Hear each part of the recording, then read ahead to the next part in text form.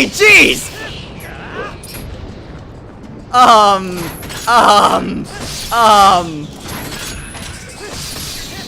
Maybe I should just get moving. What's up, everyone? This is Destroyer 229, and welcome back to Let's Play The Legend of Zelda Twilight Princess HD. Last time, we went to Telma's bar and saw a band of adventurers trying to protect Hyrule. We were then led on over to Lake Hylia, where we were then shot from a cannon into the Gerudo Desert. Lake Hylia is right there, but we're not gonna head back to the lake anytime soon. In this episode, we are trying to head on over to a prison here in the Gerudo Desert.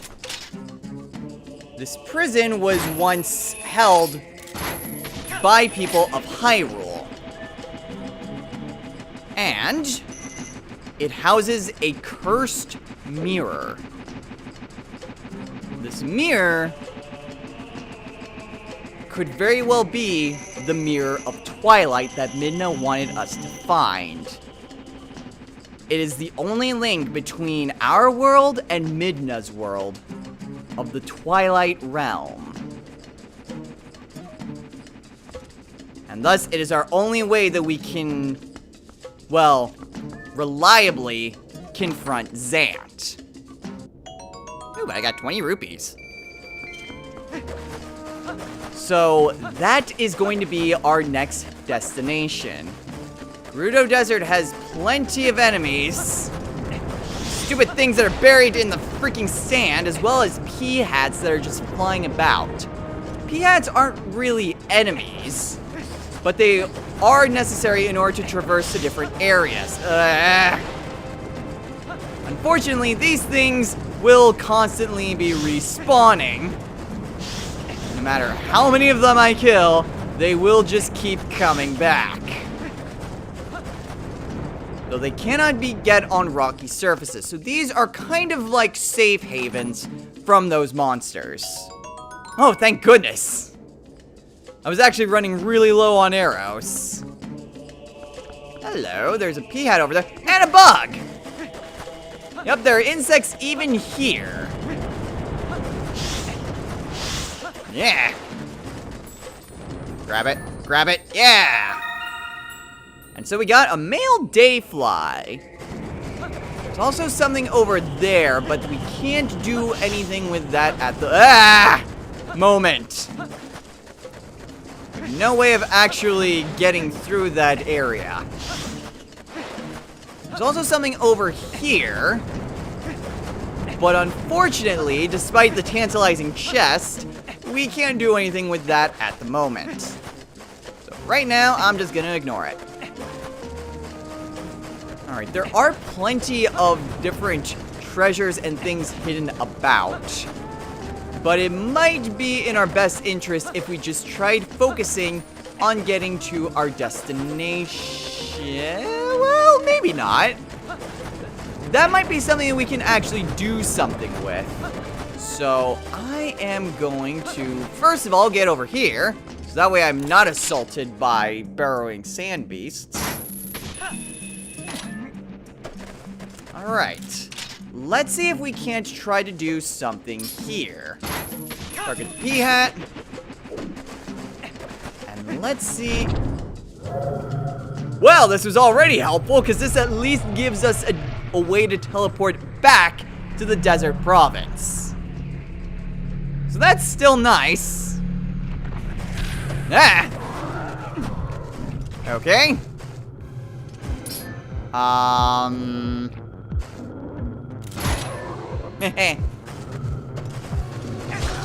Okay, let's first take out him. Ah, crap. Seriously? That one attack was enough to just take him out? Get it! Oh, shoot! this?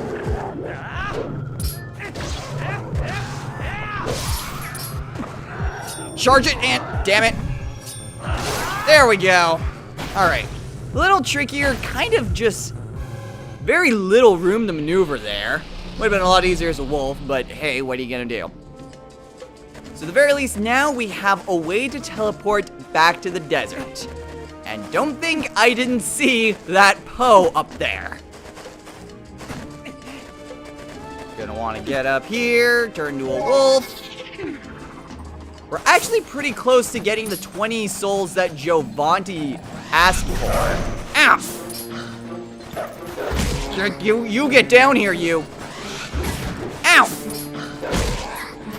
Let me steal your soul!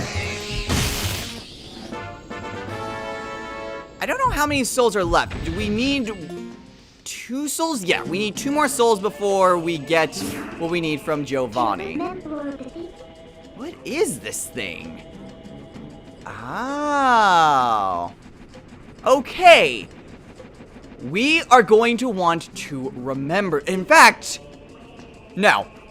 We're going to take a little bit of a side tour. It does seem to be man-made. I wonder what it is. Why is it here? Doesn't look like it's been there long, does it? This is something that is extremely helpful. And since we have a way to teleport back to this exact location, we are going to take a little bit of a detour. What we are going to want to do is head over, let's see, what's the easiest way of doing this? Unfortunately, there's not going to be a quick route of doing this. But I will go ahead and teleport to Castletown, and I'll show you guys exactly why this is helpful.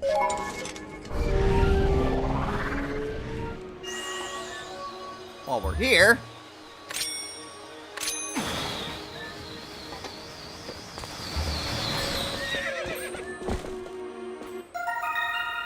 there's a female butterfly. There is a way to actually get up there. Ah, there is actually. Getting detour from the detour. There is actually a place up here that we can potentially get up to. With a pile of stones right here. Put down the bomb. And still nothing. Actually,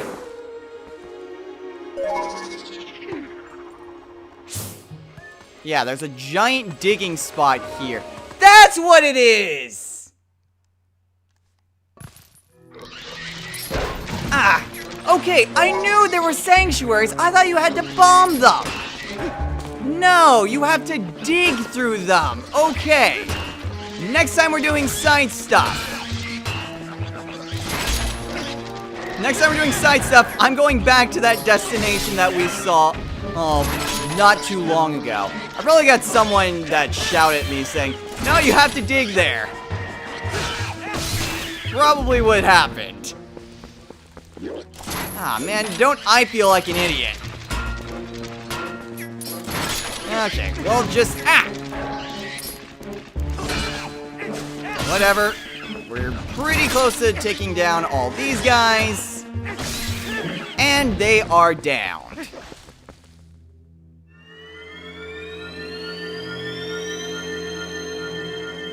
And we get a chest to appear. Chest has Meaver stamp. Oh man, an angry Link stamp. Watch out, Link is not happy.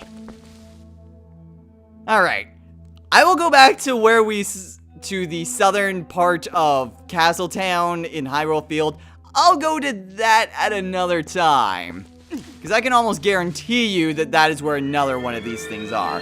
But now, we're gonna head to my original destination. Our next destination is here at the Bridge of Eldin. You'll remember a while ago that dark creatures spawned in this area. now it's time to finish them off. And so now we finally have a warp back to the Bridge of Eldin. However, we can't use it because the bridge is out. I think you're starting to piece together exactly what that was that we saw. So let's transform back into a wolf and head back to the desert province.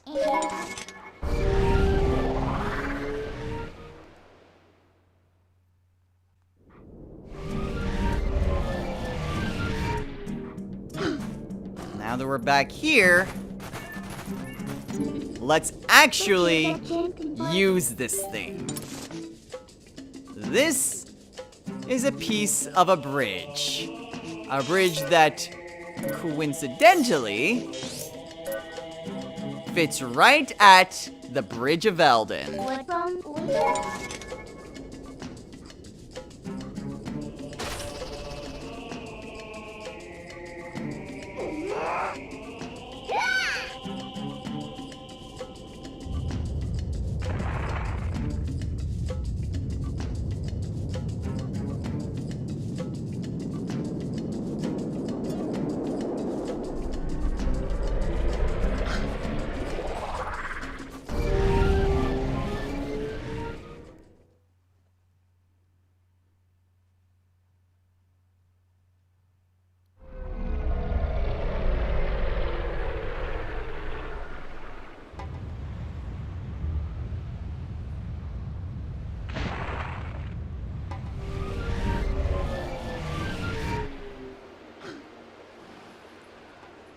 I bet the Smash Brothers stage makes sense now.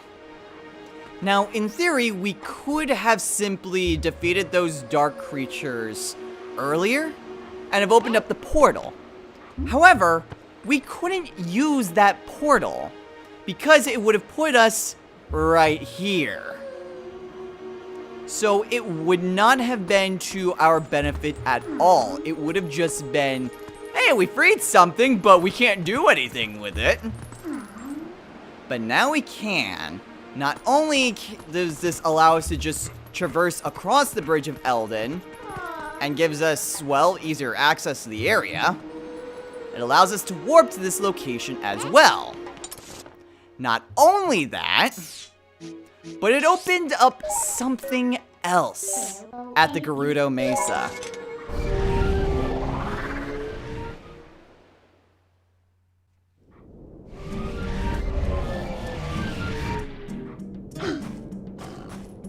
If we look around as to what was left behind, there's a staircase. And if we head in here,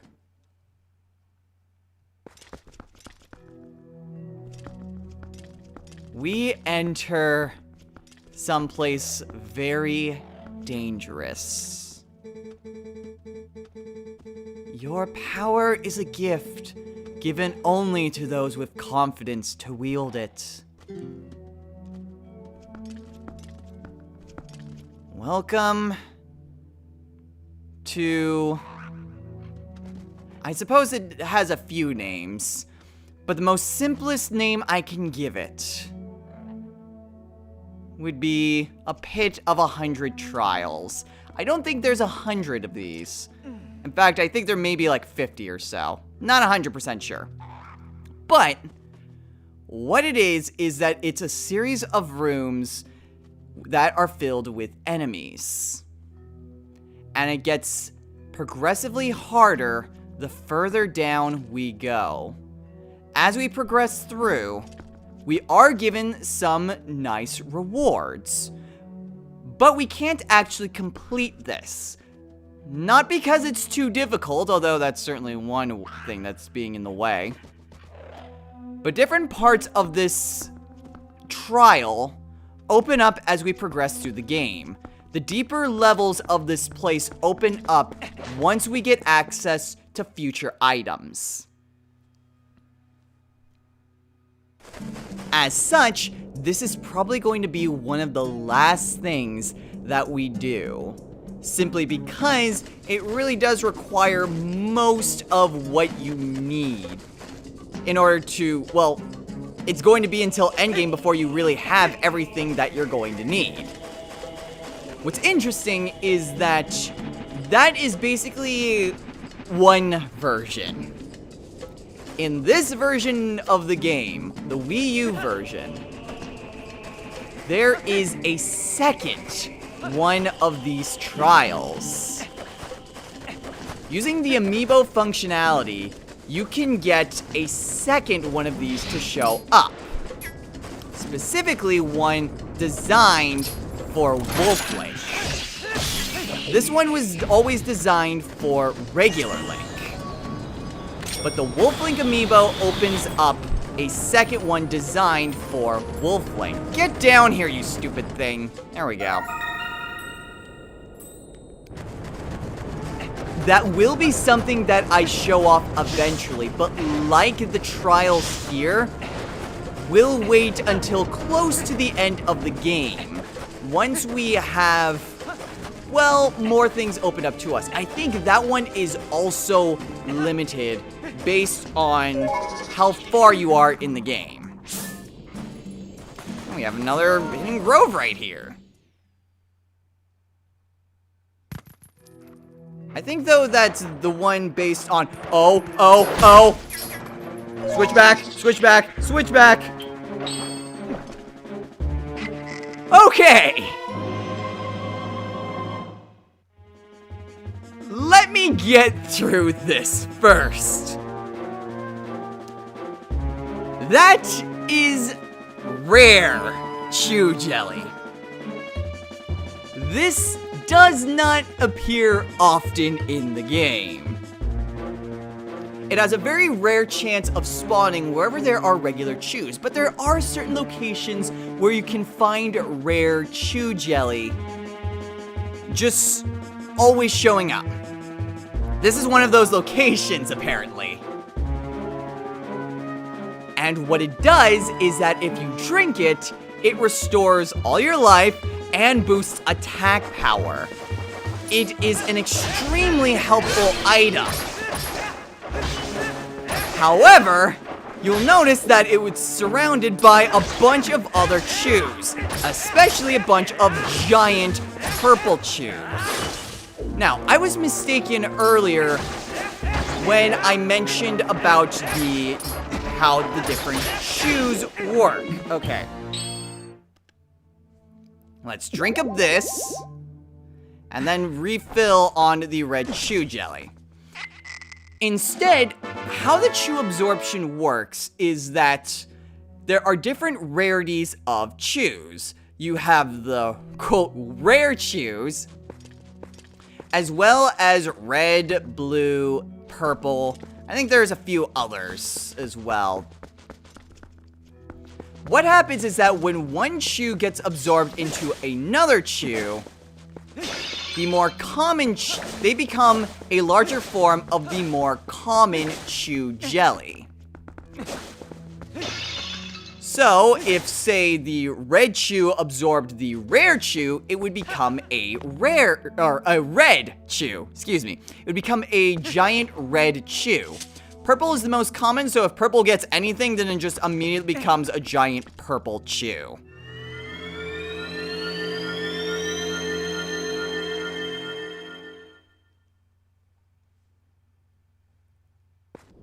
However, the rare chew jelly is one of the rarest items in the game. It is the equivalent of another item that we get, called the Fairies Tears. The Fairies Tears is a reward that you get for getting to the bottom of the trials that we just unlocked. So, we have in our possession an extremely valuable item. Certainly an item of last resort, no doubt. But one that will definitely prove to be helpful if the time comes that we actually need to use it. Alright. Now, like I was saying before, as I'm pulling out my bow, the trials is something that I'm going to wait towards the end of the game in order to do. Alright. I'm also going to want to take out these Bokobins. The reason why I'm saving until towards the end of the game is because I want to just do it all in one go. I don't want to well, leave and come back. I want to just do it all in one attempt. That's why I'm simply waiting until close to the end of the game. Okay, well that's kind of convenient. Unfortunately, we gathered the attention of the Bokobins. Ah, crap. Alright. Thankfully, Epona's not the only thing we can ride. We can actually ride these things' mounds and actually traverse the area. If we try to dash with them, however, they go on a rampage, making it harder to control, but also allowing us to break open those types of barriers. Although if we hit anything, then we are pretty much going to, well, get knocked off. However, opening that does open up a chest. Just as 20 rupees. Now, these things are how we're going to be able to traverse further into the desert. Thankfully, we are getting pretty decently close to our destination. We need to use these things not only to destroy these towers, assuming we can control them, which this is a very difficult thing to try to maneuver around. However, it does allow us to progress further. Ow. And also gives us access to more chests. This one having 20 more rupees. Now, unfortunately, when they do hit a wall, the things themselves also kind of get knocked around. Oh, no, don't dismount. I want to smash it. Now, there was something that we saw earlier, and I will go back to gather to get that. So, I will meet you guys closer to where we first entered the desert. Also, Link flail. Ah! There's the fence I saw. We're going to want to use this warthog-type beast to smash through here, and it gets us access to a big chest. What's the reward for taking this thing out this far? 100 rupees. Alright, well, actually, let's actually take this thing over to its rightful destination. We'll poke our heads in, but then we will go ahead and call it a day. So, back to our initial destination! Alright, so now that we're back in here, there is a barricade, and unfortunately, we can't bring the beast with us. This place, unfortunately, is not as deserted as we would hope it to be. So we can poke our heads through there, or we can get a new technique.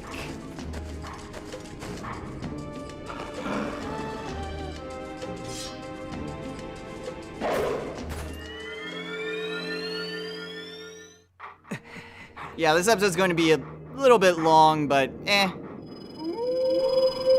whatever. It's not like the side episode, or the side quest stuff wasn't long. We meet again. At last, the skills I have to teach you have entered the realm of true secrecy. They are forgotten ways that do not leave our bloodline. Among the techniques I shall be teaching you are some that may even endanger you. Do you feel ready to learn these skills? I do. Very well. But before we begin, I must test you to ensure you have mastered the last skill I taught you, the Helm Splitter. Now then, come at me! Simple enough, it wasn't that long ago. Shield, slice, and slice. Haven't really had a need to use it, but hey, I still know it. Excellent. It appears you're certainly capable of performing my lost art. Very well.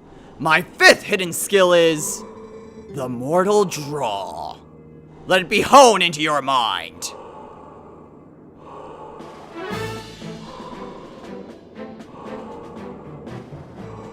The ways of the sword are known to many creatures, and some have strengthened their guards against shield attacks and back slices. Should you encounter such a foe, the Mortal Draw that I am about to teach you is most effective. You must sheath your sword and cast aside the most basic of sword skills, the Z target. You must wait until your foe is upon you. Then, before the enemy can see through your ruse, you must quickly draw your blade. There is no defense for this. The Mortal Draw deals death. Very well. Now try it. This one's certainly more of a risk-based one, but what we do is sheath, and then draw!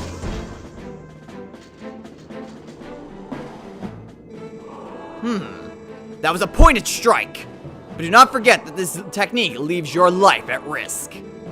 The 5th hidden skill, the Mortal Draw, has been passed on.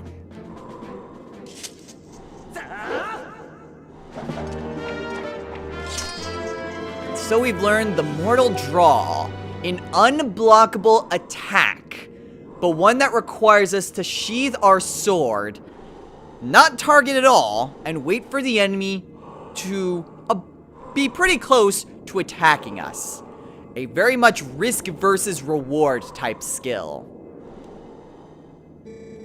There are still 2 hidden skills for you to learn. Do not neglect your daily sword training between now and the time you come to learn the next. May we meet again.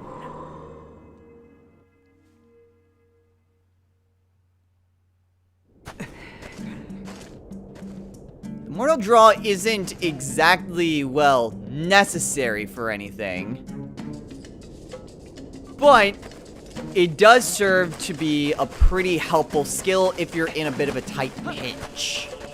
If you're in a bit of a pinch, then it may just be what you need. Stupid things. Ow! Mortal Draw may just be what you need to take on powerful enemies. But it is extremely risky, and one that I'm probably not going to be really using that often. But we have made it to our destination. Sort of.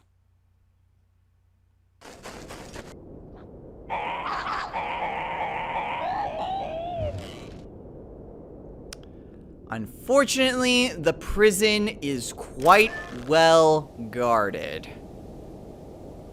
So, sadly, we're going to have quite a bit of a fight on our hands to enter the prison. But that will have to wait until next time. So, next time on Let's Play The Legend of Zelda, Twilight Princess. HD. Can't do the Mortal Draw unless there's an enemy nearby. We are going to have to get through those gates and enter the prison. It's pretty impressive, but unfortunately, Bokobins have basically hijacked this area and have turned it into their hideout. And we're gonna need to get past them if we're going to want to enter the prison. So until next time, everyone, take care.